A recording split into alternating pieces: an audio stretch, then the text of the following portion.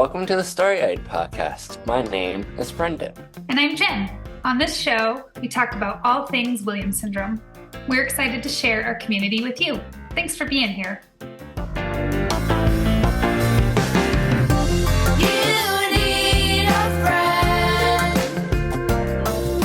can't remember, was this Jen's idea or whose?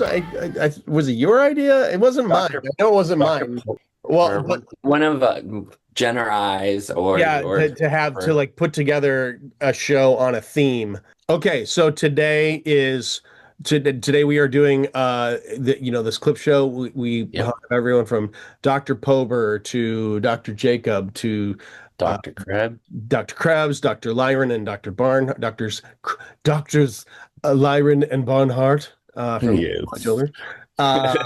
Hopefully this will be sort of a trip through memory lane, a lot of cool stuff. and a trip through the history of how medically we have come to understand, what little we do understand about Williams syndrome. But, from some of the people who've been there at the start and some of the people who are working on things now. And in the future, we're going to be having lots more people who are doing really important research and working their butts off to help us all understand more what goes on with our kiddos and what goes on with our adults. Yep. Get ready, folks, because we're all in for a wild ride. Yeah. Yep. So, and then next episode after this, though, we should all be back. We'll have Jen. We'll get to hear all about Japan. We'll get to hear all about. I'll get to talk about the cruise, and then we'll be back with more awesome guests and more regular scheduled programming. People, it'll be great times. Yeah. All right, enjoy, everybody. Take care. Yep. Hi, I'm Morgan Jane Starkman from Inner Sense Organic Beauty, and I'm so excited to share something that I love, our Hair Renew Scalp Hair Bath and Soothing Conditioner. Soothes my hair and soothes my scalp irritation. These products leave my scalp feeling truly calm, and they make me feel confident and cared for, and I think you'll love them too. Let's take care of our scalp and hair together. Try them today and save 15% on your first purchase with my code Morgan15 at InnerSenseBeauty.com. All right, well, hello, Dr. Pober. Hi, Brendan. So for those that don't know who you are, why don't you tell us about yourself and what you do? Thank you for asking. I'm a medical geneticist. I set up one of the first clinics, multidisciplinary clinics for Williams syndrome before most of you were born in 1987. Mm-hmm. So I've been working with people with Williams syndrome and their families for a long time. I go by Dr. Marty. Marty Levinson is my name. I'm a pediatrician in the Detroit area, and I have 4 sons, and the oldest of my sons, Josh, has Williams syndrome and is 43 years old. I am Jocelyn Krebs. I have been in the world of Williams syndrome for many, many years because our wonderful son Reese is now 16. I am currently the director of the Armelino Center of Excellence for Williams syndrome. I used to study one of the genes in the Williams syndrome deletion and sort of backed accidentally into this fascinating syndrome called Williams syndrome.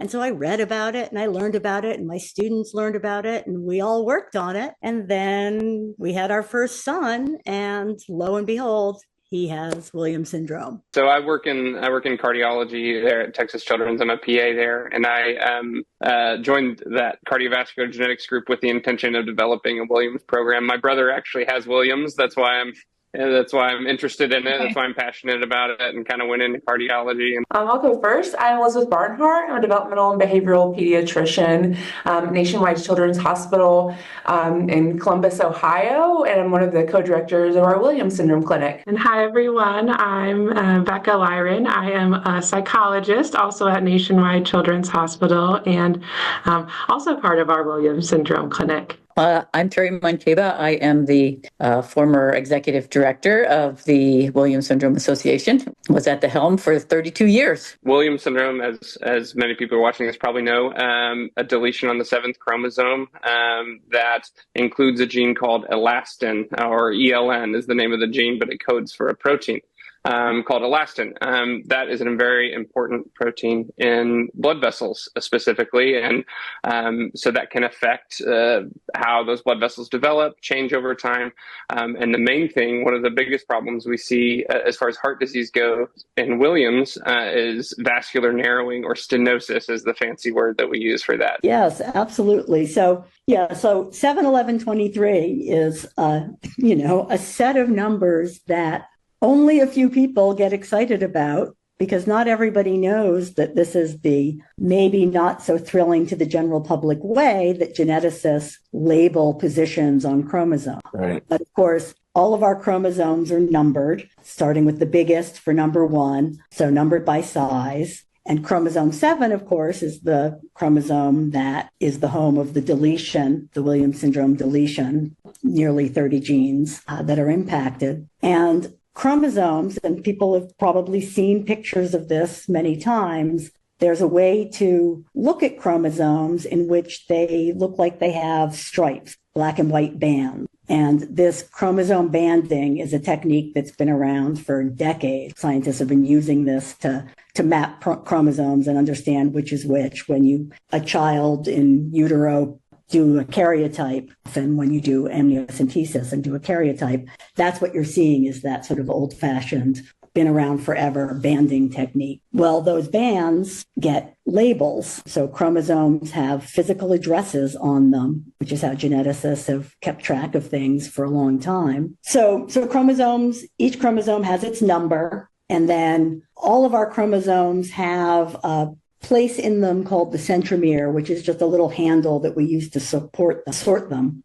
That only matters because it means every chromosome has 2 what we call arms. There's a big arm and a little arm. The little arm is called the P arm. I remember it as P for petite. And then the long arm is the Q arm. And so when we talk about the address for the genes involved in Williams syndrome, we say it's 7q11. So the Q means that it's on that long arm of chromosome 7. So the rest of the address is essentially bands get numbered from that middle point, out the P arm, out the Q arm. And so the 1123 is then just referring to physically which band and subband the region of interest. So 7q1123 is the home address of the Williams syndrome critical region. When Ben was diagnosed, and as he finally, he had several heart surgeries immediately, 6 weeks after he was born. And when we got home,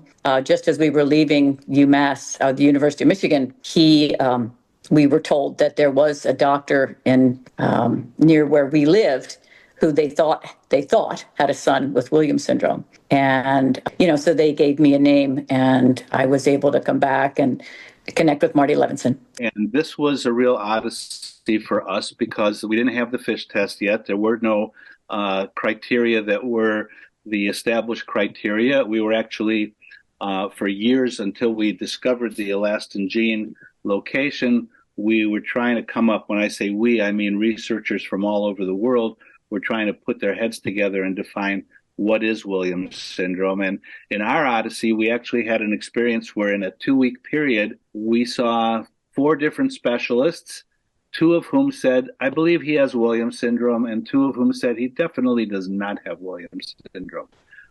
So it was quite an ordeal for us personally, professionally.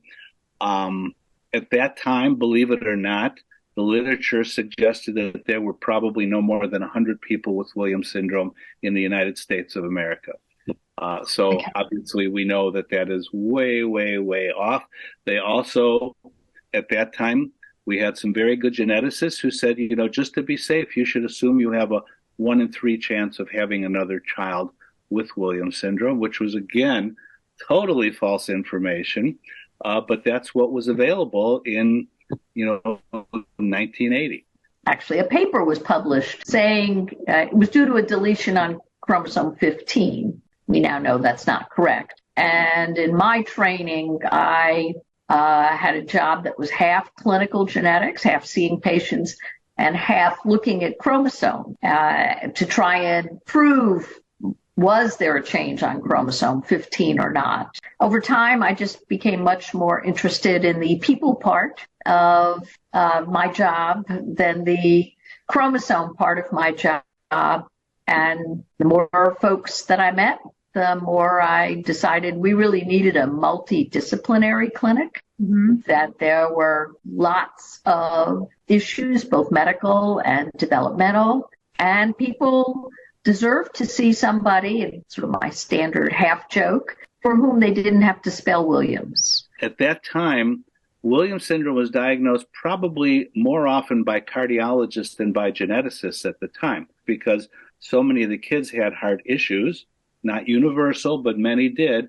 And there were the unusual ones, the SVAS, that the cardiologists were the ones who recognized this even ahead of time. And what we were able to do is I was able to convince the Academy of Pediatrics Division of Pediatric Cardiology to allow us to put a one-page flyer into their quarterly mailing to every pediatric cardiologist in the country. And we put together a flyer at the meeting in Chicago. We had 4 pictures of people. Josh was one of the people in the picture, and we had bullet points about what it is and said, if you have any patients, please put them in touch with this organization. And within about 3 months, if I'm not mistaken, we doubled our population of families. We went from 300 to like 600 families because of the power of sending that information out. And again, this was all snail mail before the internet, before we could do all the social media, etc. So those were big steps. Those were real big steps. Early in 1987, the hardest part of setting this up wasn't actually finding people who knew anything at the outset, but finding people who were willing to learn. And I went to sort of each section, each department, and said, I don't want the PT who happens to be available that day. I want one PT dedicated to this clinic. And all right, you can make it 2. There can be a backup in case the one is away or something comes up. But I want, one person who is going to take this on and, get as excited about helping these families as I am. And lo and behold, we managed to work that out. And in fact, some of the same people back from 1987 are still involved in providing care. Because I knew once a provider starts working with people with Williams syndrome and their families, they're going to love it and going to want to continue to do it if they possibly can. So Reese entered the world in the somewhat traumatic for the parents way that so many kids with Williams syndrome do, which was 9 months of colic and just, failure to thrive and all the scary things, and our first child, so no idea what we were doing. And so it was a rocky start, as it so often is. And he didn't get diagnosed until almost 19 months old, which is ironic because, of course, I was studying Williams syndrome that whole time. I was very familiar with it. And here we had this little baby who we knew from very early on something was up, even once we survived the colic and could think again. There was no doubt that he was missing the milestones.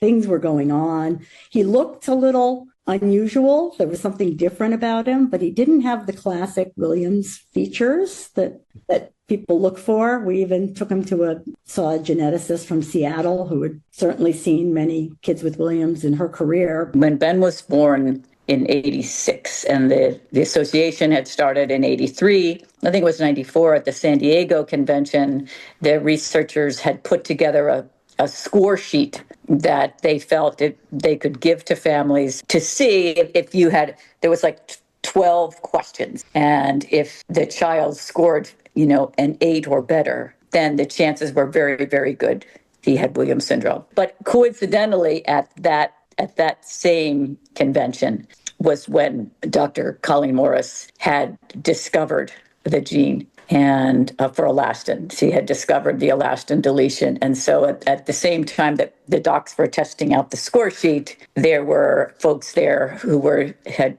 gotten special dispensation, allowance to take blood work from anybody who was willing to do it so that they could create the FISH test. And so then by 96, this is when the test started becoming, pretty prevalent that you could get it. But the issue was still that they could only test for it if they suspected it. So when we first learned in 1993 that people with Williams syndrome had an elastin gene deletion, that was by FISH. That's all we saw, is that people with Williams syndrome were missing one copy of an elastin gene. The immediate conclusion was, well, maybe there's different size deletions in this region to explain the enormous variability we see.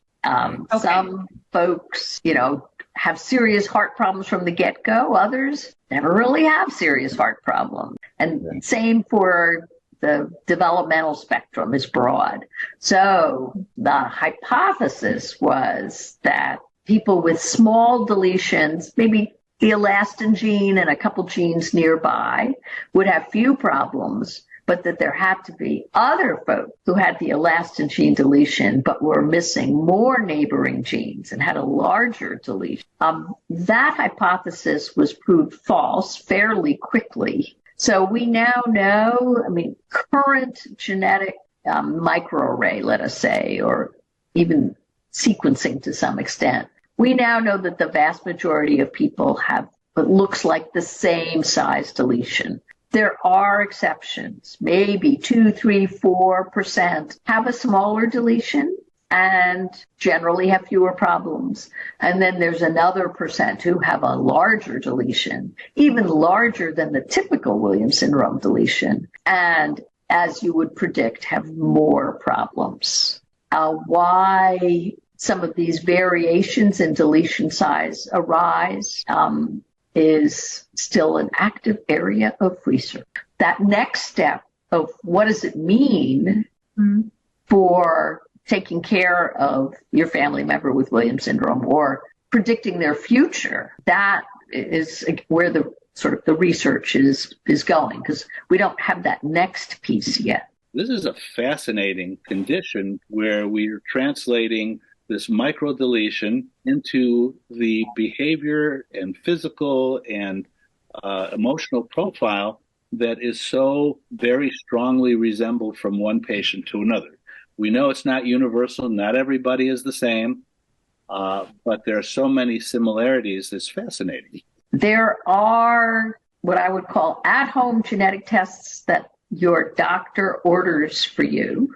So I have ordered tests from reputable genetic labs.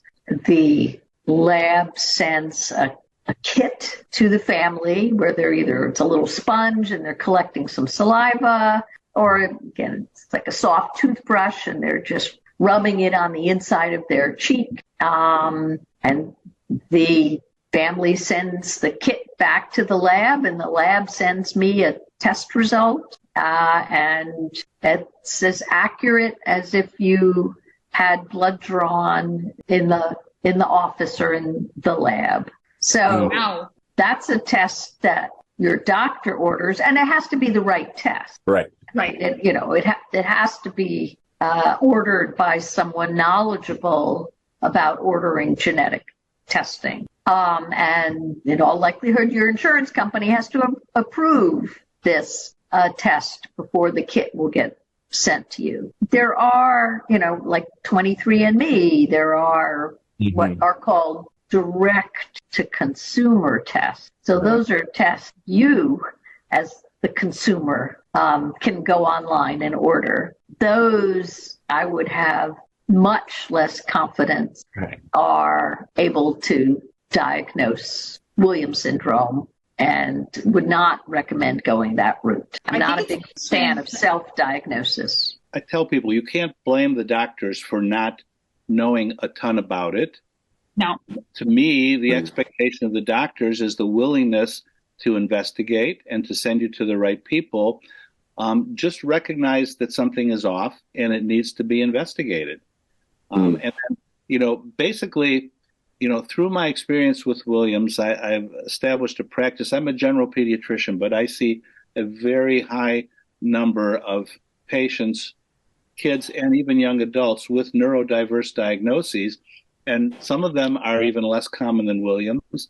And I'm not a true expert on them. The parents know more about it than I do. And that's perfectly fine, because we're a team. We work together. And again, it's my willingness to learn what I can about it and send them to the right people. It's teamwork. There are two roles a geneticist can play. Diagnosis and management. So some geneticists are purely diagnosticians. Okay. So there's a child who has, developmental delay or poor feeding or poor growth. Could this be a genetic condition? And so that coming to clinic and, maybe it's Williams syndrome, maybe it's something else. And the geneticist plays a key role in that, for 20 years plus. FISH was the standard diagnostic testing. Now it's the microarray test. Though FISH isn't inaccurate, it just gives a little less information.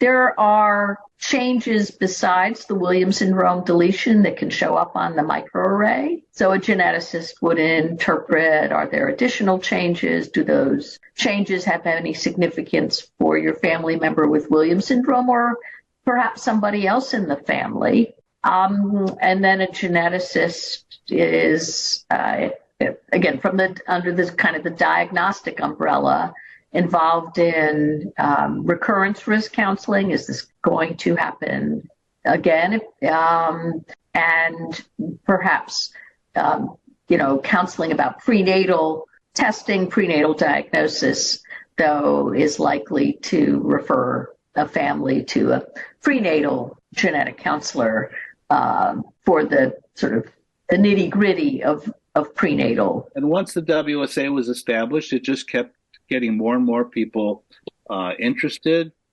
We found researchers who were interested in Williams syndrome because, frankly, our group of children and adults are a fun group of people to research, okay?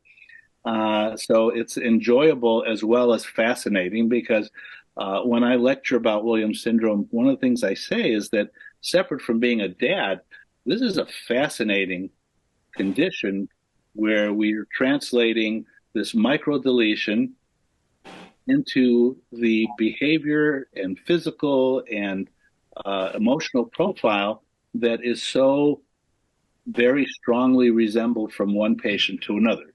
We know it's not universal. Not everybody is the same, but there are so many similarities. It's fascinating. If you run a multidisciplinary Williams syndrome clinic, then you will either be a geneticist or a cardiologist or a developmentalist, etc. So, I still see folks across the lifespan, from newborn to adulthood, but because I run a management clinic, people come back for follow-up. So it kind of the adults tend to accumulate over time because they keep coming back every 1 to 2 years for follow-up. But a management clinic, again, you don't have to be a geneticist, but in my case, I am. And many of the management clinics, the Williams syndrome clinics, are run by the core person is a geneticist. Started sort of recognizing the ways, as you do, as you study your child and you study the often fairly limited descriptions of a syndrome that you find online, that he seemed not classically Williams syndrome in other ways. But this is what this all eventually led us to, was having Reese assessed to see if he was also autistic. No doubt that he is, this dual diagnosis. And so it means we get to be a part of two communities, which is an upside, but it means it's always a little confusing in each one, because all of my friends with their autistic kids are like, where did you get this crazy social butterfly? When we think about, to your exact point, like pursuing dual diagnosis, my, number one thought is that, is it, something that the family wants to do, right? And do you feel like it would, does the family feel like it would give more information about services or more information about their child? And to your point, we do see a lot of overlap, which does not, mean that every child with Williams syndrome has autism, right? Like we know, one of the, symptoms that we see in autism can be, being more like sensory seeking or sensory avoiding.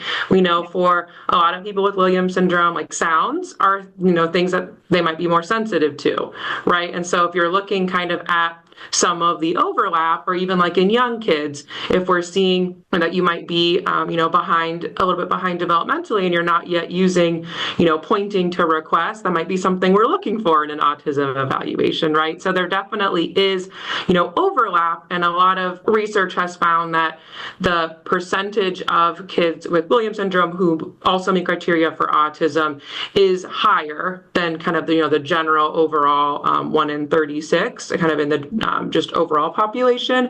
With that being said, if you just said, I'm going to do an autism evaluation on a bunch of kids with Williams syndrome, a lot of them might flag on a lot of things, but that doesn't mean all these kids have autism, right? So it can be a lot to untangle. And you bring up a really good point too, that the wait lists for evaluations, can be really long, and it can be a lot of, time and energy to kind of try and, figure out and do next steps. And so I think, all that to say, I know it can be a very long and stressful process once you even decide that if someone wants to pursue an evaluation, even knowing where to go or, what to do, how long you're going to need to wait. Autism and Williams syndrome is complicated to diagnose because there's a lot of features of Williams syndrome that overlap with the autism spectrum.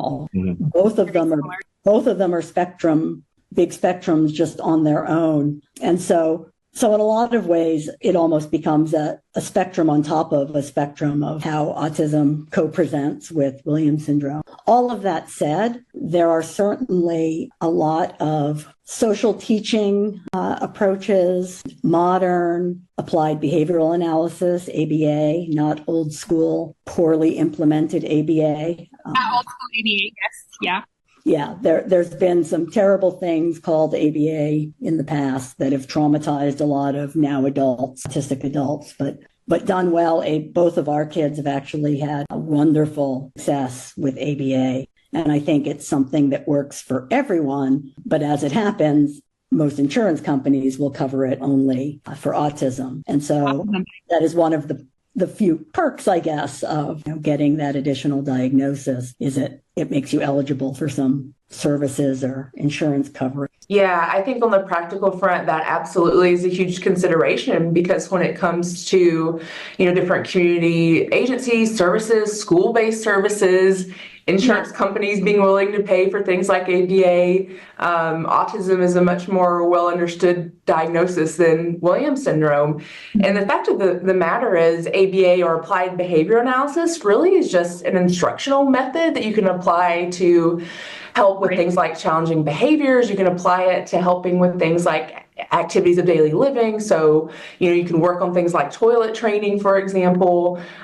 So I say that to say it can really help a lot of kids, not just kids with autism. And it's usually just that insurance companies don't want to pay for it if you don't have an autism diagnosis. So, it can really help, a wide range of kids that maybe have developmental delays otherwise, or patients with intellectual and developmental disabilities. So, for example, we have some patients that have Williams syndrome without autism diagnoses that are receiving ABA, and it's helpful for some of their areas of weakness, and we are able to get insurance to cover it. But then there's certainly some that their insurance companies wouldn't be willing to cover it. So there's some variability there, and certainly some room for advocacy. So it does become this practical consideration, and it's something that's really annoying at the system level that we have to think about, the diagnosis from the standpoint of what we have to do to make the insurance company do what we want. I hate that thinking that we have to do sometimes. There's definitely a high rate of comorbid mental health conditions, in particular things like ADHD, which can occur up to a rate of about 65% in Williams syndrome. And then the rates of anxiety are pretty similar, if not higher. So that's definitely something we see. And with those two conditions, there can be a lot of overlap of symptoms with autism, which is pertinent to our conversation here. And so I think that's the other thing that can make autism evaluations in individuals with Williams syndrome particularly tricky. If you think about, anxiety in particular, sometimes if you're anxious, you can maybe be a little bit more rigid about wanting things to be a particular way, or you might demonstrate more repetitive behaviors, maybe like rocking back and forth, or maybe be a little bit more anxious. Or with ADHD, you might, younger children, their play skills might not be what we expect because of inattention, or again, socially, that child may not be demonstrating all the skills we might expect. So it can make it really tricky. It can be tricky, and I'm realizing that I don't know that I said this in the beginning. I think you said it on my behalf, Dr. Barnhardt, but like evaluations, for things like autism is something that I do also as part of my job.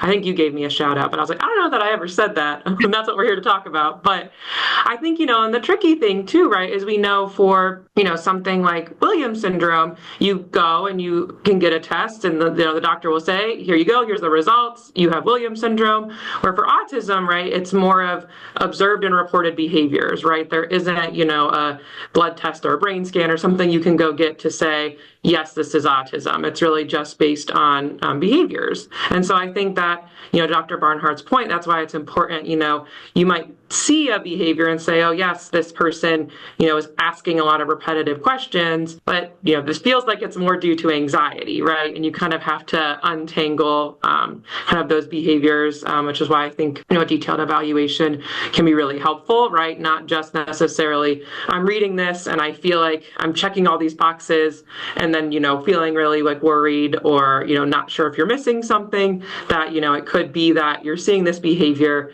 and it could be due to something else, right? So that's kind of why we kind of have to figure it out. Activity is the biggest thing. So regular activity, right? That's for anybody. That's for anybody's heart health, right? Obviously, that comes with questions. There are some degrees of narrowing that are so significant that there are restrictions applied. Usually, in those cases, that's still, hey, we want you still doing this. We want you still doing this level of activity, right? But I think that's the biggest thing is not, just sitting around, not just doing nothing like most Americans tend to do, or that I'm guilty of a lot of times too. Yeah. That's the biggest thing, because the more you can keep your blood pressure and those changes in blood pressure normal, meaning putting your body through its normal increase in heart rate, increase in blood pressure with exercise, the better it is in its relaxed state. And so I think that's a big thing that I think is a big need throughout the community for sure, is regular exercise, and what exercise will be reproducible and something they can stick to, and something that over time will provide heart health. There's good news and there's bad news. The bad news is, on average, people with Williams syndrome, very unhealthy diet. I don't know whether the good news is their diet is just about as bad as the average American diet. So they're eating. They're in line. They're in line with the They are diet. in line. The concern is that the problems that eating an unhealthy diet for decades, lead to, and whether that is obesity, high blood pressure, etc., that people with Williams syndrome are already at risk for developing these problems. And, the concern is, if it's a 1-2 combo, is that even worse in terms of outcomes? But how to manage this, how to get people to be more active and make healthier choices, that's a very complicated and separate conversation. I often hear, or the pushback I get is, telling me to be more active. That sounds like a punishment. And I'm going, no, that's not a punishment. This is healthy lifestyle, and how to get people to embrace that, as opposed to feeling like that's another demand on them. And I also can't tell you the number of times I have heard, I know my rights. You can't tell me what to do. That line. Oh, yeah. That's a very, very popular one. That's a real pitfall for many families is to, once your educational system is completed, what else are you going to do with your life? Yes. Yes. Strongly believe there's a place for everyone in our society if our society recognizes it and does the right thing. Okay. And doing the right thing means finding the right place for everybody. Luckily for our group of people, the Williams population, there are so many strengths. Yes. There are issues. The anxiety is an issue. There are physical issues, but it's not like they can't be overcome to an extent to make them have a valuable place in our society. I feel like that those people who do have activities are very busy, right? But there is other individuals with Williams syndrome and other disabilities who are not and could be, but because they don't have access to resources in their community, it's a big barrier for them. And that's why I think the Williams Syndrome Association and all the work that you guys are all doing, right, collectively, whether depending on what field you're in, is really important because, like I said, I want Stella to have access to more opportunities than many folks have today. And I want her to be so busy in her adult life that, we have problems the other way. Maybe I shouldn't be wishing for that now, but we'll see when we get there. Do you see that being a focus for the WSA as we go forward? I mean, I think that's a huge focus, trying to connect with the most number of people we can. I hope that everybody who listens to this podcast, who's watching this podcast, at least has a connection with the WSA. I'm not saying how connected you have to be. It doesn't have to be your lifeline for everything, but you should have a connection. The direction that it's going, it is really a premier organization, in my opinion. I've talked to people from other organizations around the country, and we are very well respected as an organization. I think what I've learned is that family, I think parents first and foremost, but then also siblings, grandparents are the people that do this work, because they know someone well who's really changed their heart for it and seen the beautiful things that are part of Williams syndrome. Like I take care of the things that aren't so beautiful, right? The cardiovascular problems aren't the great part.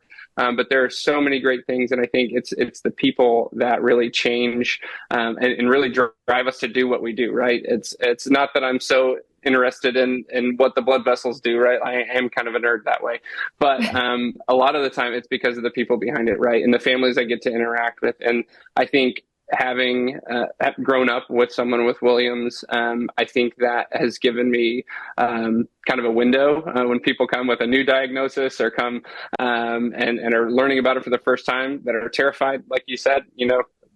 My parents went through that. I not directly because I was a teenager at the time. So, didn't as much have that same internal struggle, but I think over time have developed just a respect for people with Williams and what they bring and the joy that comes from a lot of the things that they can do and that they're involved in. And so I think, siblings are a huge part of this, just as parents are. Most of the people in the involvement as parents, and they're driven because that happens. But siblings have the same window, the same perspective, and maybe even a little bit of different perspective, right? That can push this stuff forward. And with the way that we're connected to people these days, things can grow and change a lot quicker. So I think that families, grandparents, and everybody else that are motivated to be part of these things like this registry and just getting information out there to the medical community is going to benefit everyone in the long term. I'll throw out one other thing, Jen, that actively being involved is not everybody's cup of tea, and that's okay. Just like going to the conventions, some people get a lot out of them, and some people it's just not it's not what they need at this particular stage of their life. But everyone should experience it.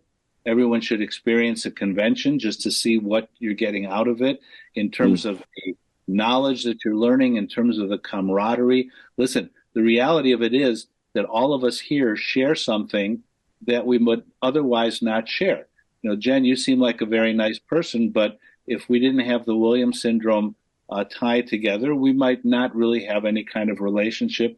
And yet we have a very strong relationship, even though I don't know you, right, because of our shared experiences. But everyone should find out where it fits for them in particular. It's such an amazing community, the community. And I feel like one of the reasons why the Williams syndrome community is so strong, it's because of who our kids are, Brent, I'm sitting here, looking at Brendan right now, and it's you guys, who made it all happen, because doctors just became so interested in who you all are, because it's fascinating. When you have individuals that never met a stranger and who quickly become so memorable, then things happen. And You've been listening to the Starry-Eyed podcast, presented by the Williams Syndrome Association and sponsored by InnerSense Organic Beauty. The show is hosted by Jennifer Keaton and Brendan Lemieux and produced by me, Joel Listman. All music by Tommy Barbarella and Mariella Elm. Got a question for the show? Email us at podcast@williams-syndrome.org. Video version of the podcast available on the Williams Syndrome Association channel on YouTube and on the Starry-Eyed podcast page on Facebook. Audio version available wherever you get your podcast delights. So like and subscribe and help spread some Williams syndrome awareness.